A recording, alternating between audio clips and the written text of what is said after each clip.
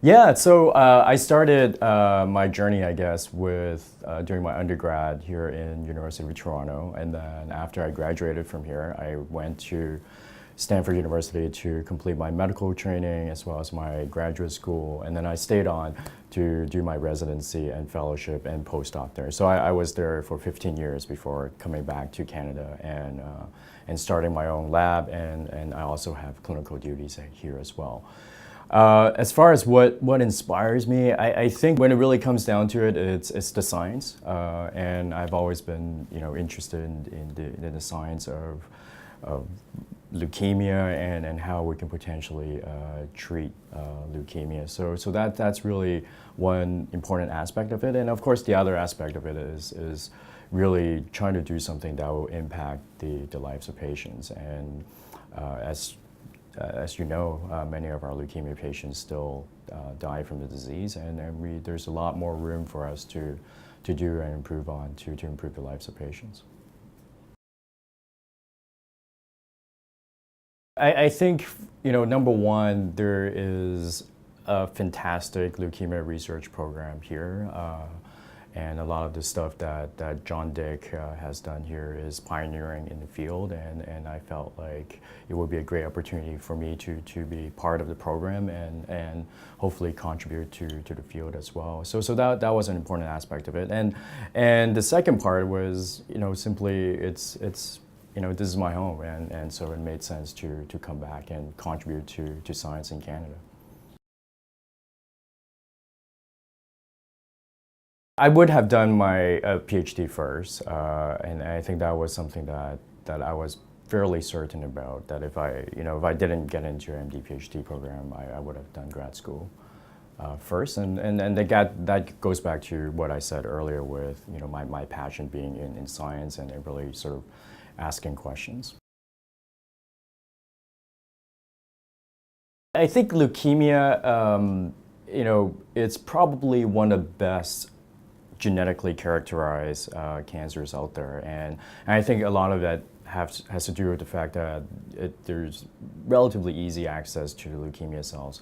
For most patients, we can either just draw the peripheral blood or do a bone marrow biopsy, and that may not be the case with some of the other solid tumors. And because of the easier access to these samples, there's a lot known about the genetics. It's probably one of the first cancers that has gone through whole genome sequencing.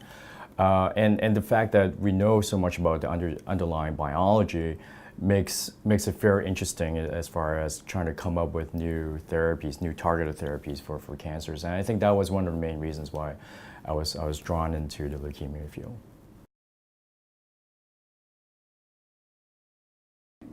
Yeah, so I just came back from the American Society of Hematology conference. So it's one of the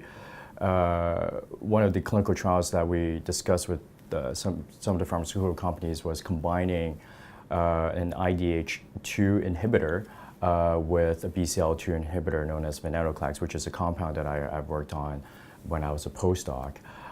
So during my postdoc, we found that IDH mutated leukemia cells are particularly sensitive to BCL2 inhibition. So there was preclinical rationale for actually combining these two inhibitors together to see if there is some synergy. So we're currently doing preclinical studies in mouse models to show that the combinations actually work better than single agents alone. And we think hopefully they will. And we are trying to start a clinical trial at this point in patients to see if we can actually combine those two agents.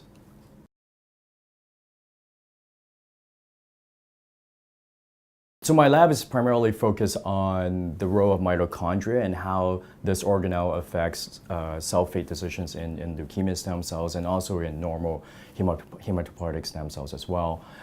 So one area that we're very interested in right now is trying to understand the role of mitochondrial DNA and particularly the mutations in the mitochondrial genome.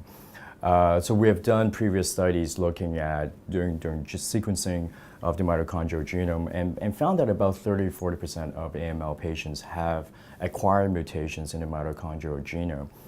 Now, the challenge is trying to figure out what they are actually doing to the cells functionally. So we have done a number of experiments now to show that these mutations affect the mitochondrial respiration of leukemia cells. And we're now doing experiments to try to show that these mitochondrial DNA mutations actually contribute to the development of leukemia. Another project that we're working on right now is trying to understand in greater detail the drug venetoclax, which I talked to you about earlier. This is the BCL2 inhibitor that's actually currently approved for a different type of leukemia. But as a single agent, that drug doesn't really work well for acute myeloid leukemia, which is the leukemia that I'm interested in. And so we are trying to study what other combinations would be beneficial in this particular setting to prevent, to overcome the resistance that we're seeing in some leukemia patients. So that's an active area of research that we're doing right now.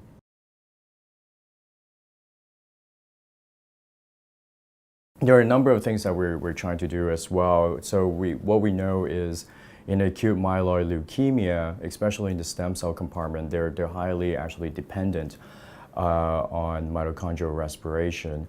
So one strategy that we're exploring right now is to use chemicals that actually depolarize the mitochondrial membrane, transmembrane potential, and we've found that using ex vivo systems, that those compounds are particularly effective in eliminating the leukemic stem cells. And we think that's just partially working through the addiction of these cells to the mitochondrial respiration pathways.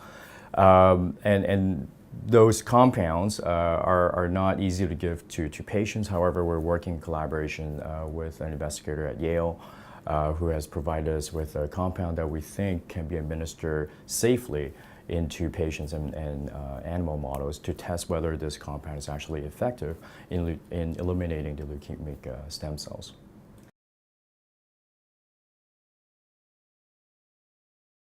Yeah. So I still have collaborations with my mentor at Stanford, and also have a number of collaborations going on with drug companies, trying to test the different combinations that may be potentially beneficial.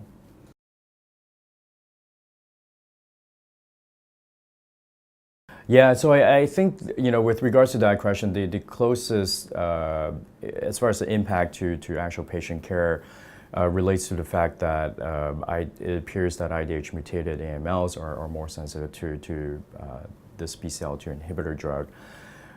But even in that scenario where we know that although they do seem to be more sensitive, those patients eventually, after a period of remission, they eventually relapse. So we are working very hard to find different combinations that will extend the response duration and potentially have more patients respond to it in the first place.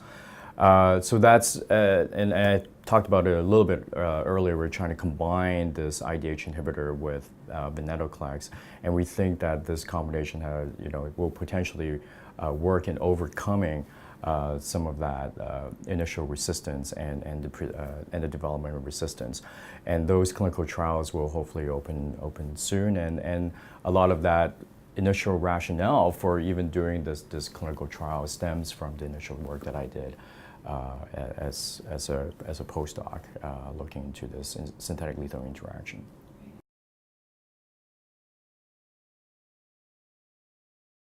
I think one of the benefits of being a relatively junior investigator is I do have more time to spend in the lab, and having a smaller lab, that means I have more time to spend with each a postdoc or a graduate student in the lab. So I try as much as possible to meet with them at least once a week for half an hour to an hour, depending on sort of how much we need to discuss. And we always have, as much as possible, again, to have lab meetings once a week, and then usually following the lab meeting, we have our sort of one-on-one meetings to really try to plan out the work for the rest of the week, and then we can gather again the week afterwards to discuss what has happened, and then again plan out the next week. So that seems to work out, and this is actually this style of mentorship was actually what I received when I was a postdoc, and it seems to have worked out well for people in the lab, and I think so. So I really sort of mirrored that in the lab that I have set up and try to do that again.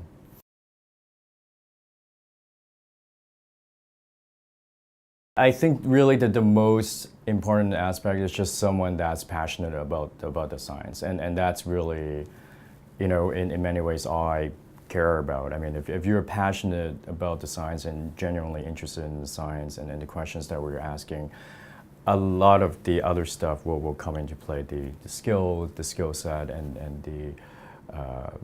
and all the other skills that comes with doing research, but at the end of the day, you have to be passionate and genuinely interested in the questions. Otherwise, it just really won't work out. So that's really the only requirement that I seek in a graduate student and undergrads who come to work in my lab.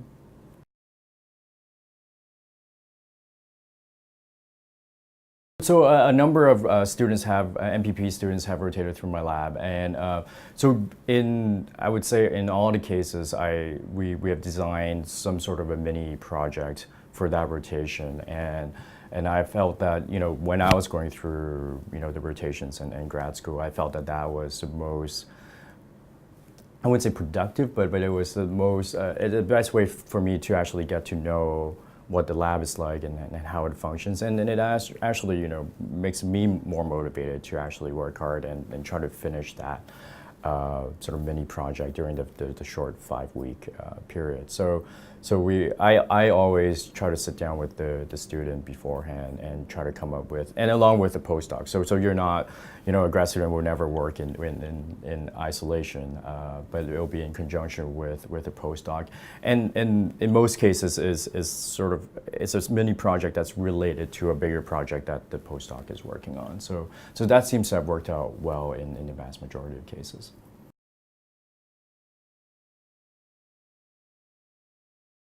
So this is one area that we definitely need a lot of help and expertise, and so we generate a lot of data, and so for example our CRISPR screens that we have done, there's a lot of data involved, and so this is something that we are getting help to do, but however, if there's a grad student who is interested in bioinformatics, this is something that I would definitely like to have a student join the lab and have a co-mentor in the bioinformatics field we can work together to actually analyze the data properly.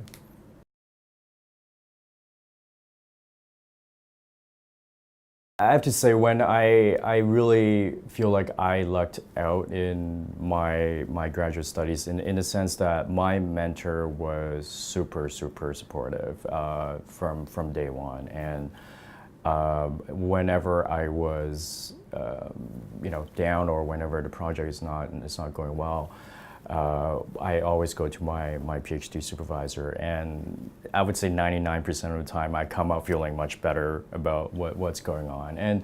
And yeah, no, I think part of it is just really having, choosing a mentor that's supportive of your work and has the time to actually, who's invested in your success. I think that's very important, and you can find that mentor that's terrific. And I really do feel like during the 4 years when I was a graduate student, my mentor was the key to sort of keeping me on track and also keeping me motivated, most importantly to move forward.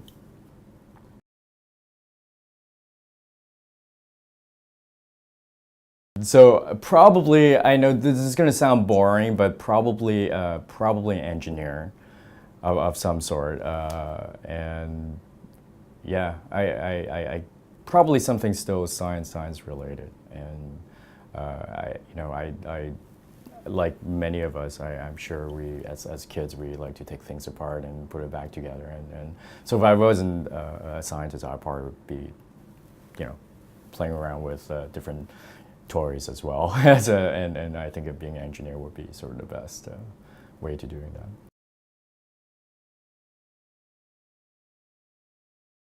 So one of my hobbies that I picked up when I was in my last year of medical school, and I had a few months off, and one thing that I've always wanted to do was to fly model airplanes. And so I spent literally like 4 months like trying to fly, like, you know, I got myself a model airplane and built it, and that was fantastic, and it was a lot of fun. And even now I still have a plane sitting in my home, and as much as possible I try to fly with my kids. So as much Cantonese as I can. Yeah. And then my parents were like listening to it, and I went back to them. I was like, how did it go? My mom was like, that made absolutely no sense at all.